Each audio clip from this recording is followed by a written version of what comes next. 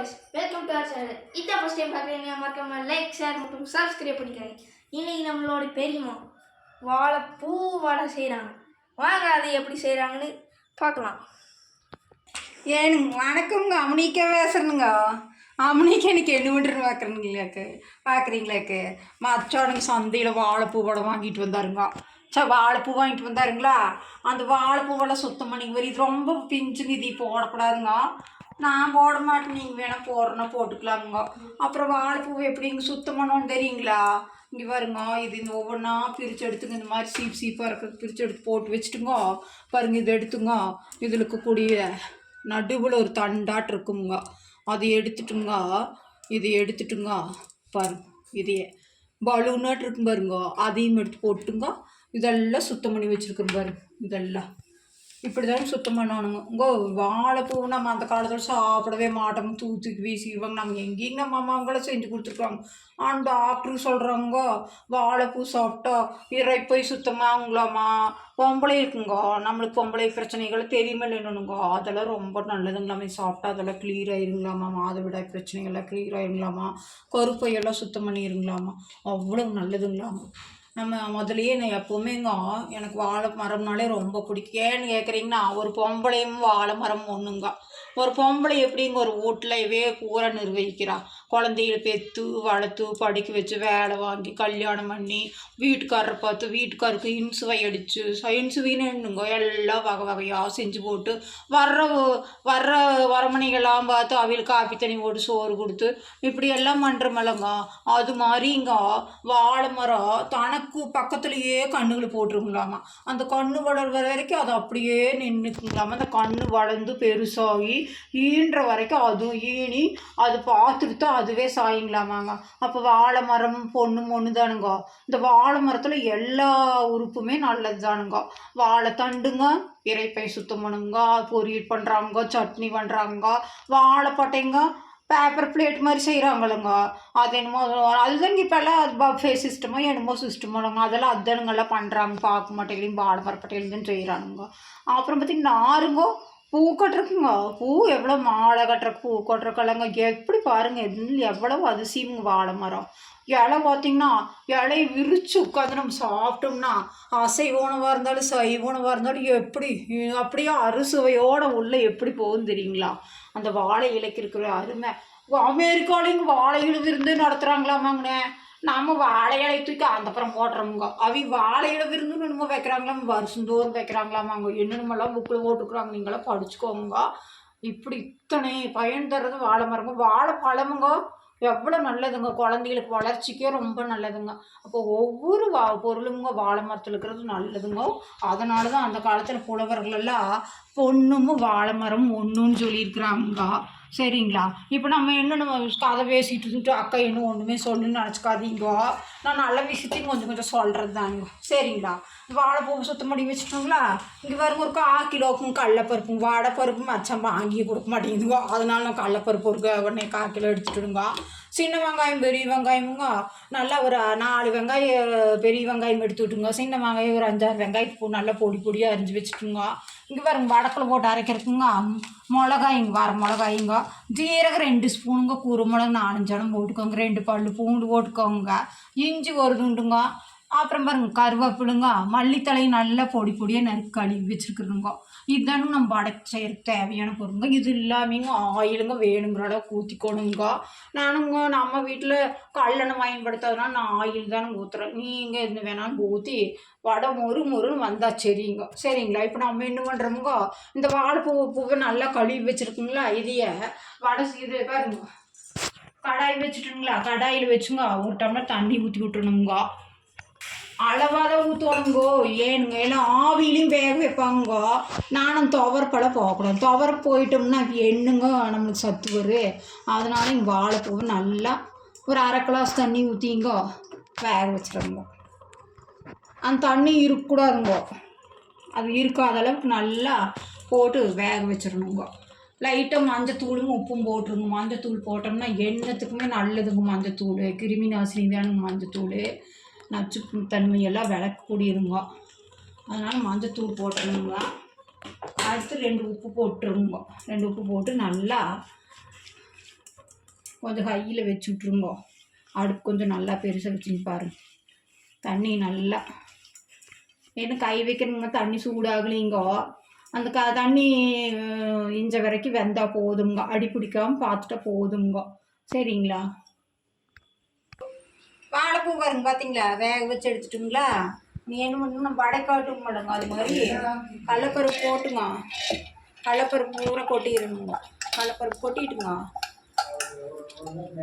வரமிளகா போட்டலாங்க.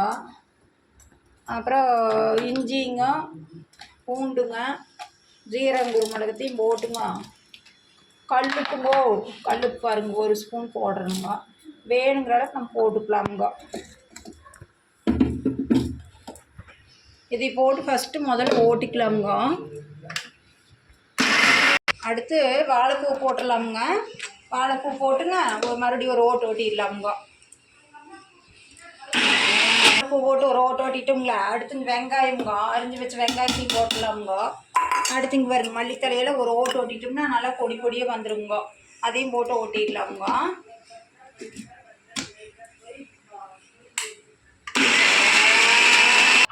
பாருங்க எல்லாம் அரைச்சி வச்சுட்டுனுங்க. வச்சு நம்ம வடைக்கு எப்படி இங்கே நல்லா கலக்கி விடுவோம் மேடம். கலக்கி விட்டுங்க. கொஞ்சம் லைட்டாக உப்பு பார்த்துக்கலாமுங்க. வெங்காயம் எல்லாமே இருக்குதுங்க. வாழைப்பூ நல்லா வாழைப்பூ வதனெல்லாம் அரைக்கூடாதுங்க. 1க்கு 2 அரைச்சிடணுங்க. அப்புறம் நல்லா உருண்டை இருங்க நக்கி பார்த்துக்கிறோங்க. கொஞ்சம் உப்பு பத்தலிங்க, கொஞ்சம் உப்பு போட்டுக்கலாமுங்க. கொஞ்சம் உப்பு போட்டுக்கலாமுங்கோ. போட்டு அரைச்சணுங்களா? பத்தலிங்களா? கொஞ்சம் போட்டுக்கலாங்க. அவ்வளோதாங்க. வாழைப்பூ வேலை ரெடிங்க.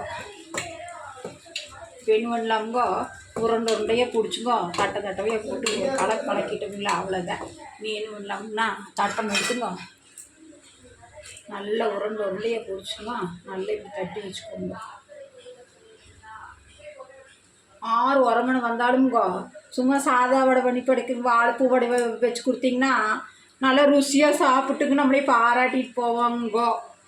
நான் எப்போவுமே அப்படித்தானுங்க. 6 வந்தாலும் நம்ம சாப்பிட்றோமோ இல்லைங்கோ, வர்றவங்களுக்குங்கோ புதுசு புதுசாக செஞ்சு கொடுத்துருவணுங்க. நம்மளை பாராட்டுறக்காக இல்லைங்கோ, நம்ம வீட்டுக்கு வந்தால் நல்லா சாப்பிட்டாங்கங்கிற திருப்தி அவங்களுக்கு இருக்கணுங்க. ஏதோ நம்ம வீட்டில் செய்யாமல் அக்கா வந்து ஏதோ அம்முனிக்கா நம்மளுக்கு புதுசாக செஞ்சு கொடுத்துருக்குதுன்னு சொல்லுவாங்கல்லங்க. ஏனுங்க பெருமைக்கு மயங்காதவங்க யாராவது இருக்கிறாங்கோ, அதுக்காகங்கோ பெருமை புகழை கொண்டு போய் தலையில் வைக்கக்கூடாதுங்கோ. புகழை எப்பவுமே உடம்பளவுக்கு தான் வச்சுக்கோணுங்க. பாருங்க எண்ணெய் ஊற்றி வச்சுருக்கோங்க கடாயிலிங்க. நல்லா காஞ்சிருச்சான்னு பார்க்கலாம் இருங்க. ஒரு 5 நிமிஷம் நல்லா ஒரு காயிட்டுங்க. எப்பவுமே காஞ்சிருச்சான்னு பார்க்குறக்குங்க கை வச்சோம் அப்புறம் ஆவி அப்படியே சுட பிடிக்க முடியாது பூ. நான் பாருங்க வட்டையமாக இது பண்ணி வச்சுக்கோங்க. ஒரு இதுக்கு 10 வடை 12 வடை ஓட்டோம்னா நல்லா மொறுன்னு இருக்குங்க. சாப்பிட்டாலும் சுவையாக இருக்குங்க.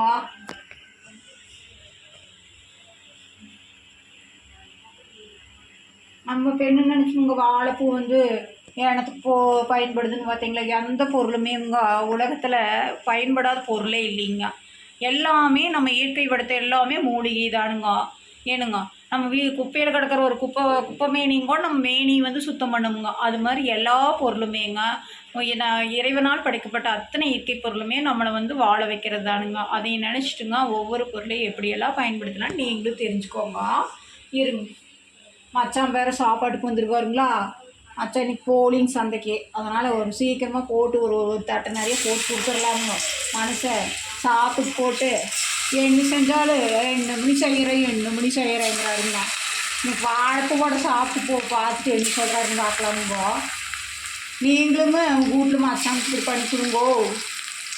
பெருமைக்காக இல்லைங்கோ, நம்மளுக்கு பாடுபட்டு வர மனுஷனுக்கு நல்லா சோறாக்கி போடணும் மலங்கோ. அதுக்குனால தானுங்க நம்ம வீட்லேருந்து பொம்பளைங்க என்னென்னமோ பண்ணுறாங்க. நீங்கள் கூட செய்யணும் என்ன இருக்குங்க பாருங்க. ஐயோ சூப்பராக வந்துருச்சுங்க. மைகோதி எடுத்துங்க அப்படியே தொலாவி விடுங்க. சரிங்களா? சும்மா இப்படி ரைட்டாக தொலாவணுங்கோ. வேகுதுங்களா? பார்த்தீங்களா? நல்லா பெருசாக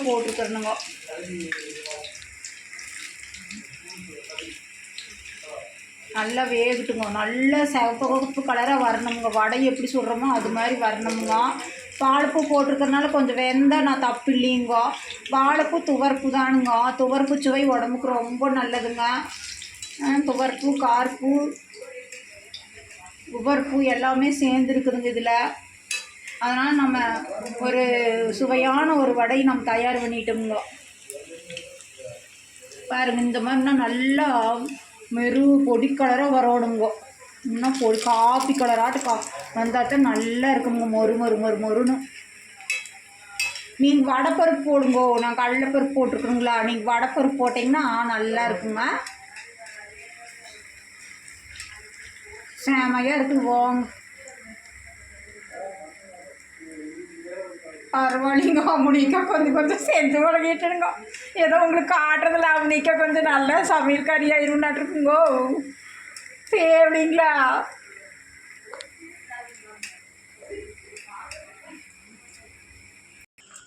ஏனுங்க, நீங்கள் சும்மா காட்டினா நல்லா இருக்காதல்லங்க. பாருங்க, அழகா அதனமா ப்ரெசன்டேஷன் சொல்கிறாங்கல்லங்க. ப்ரெசன்டேஷனுங்க நல்லா இருக்குதுங்களா?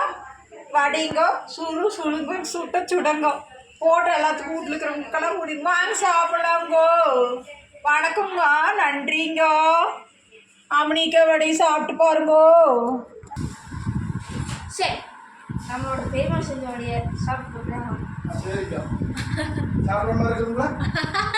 நம்ம நீங்களும் உங்கள் வீட்டில் செஞ்சு சாப்பிட்டு பார்த்து சொல்லுங்கள்.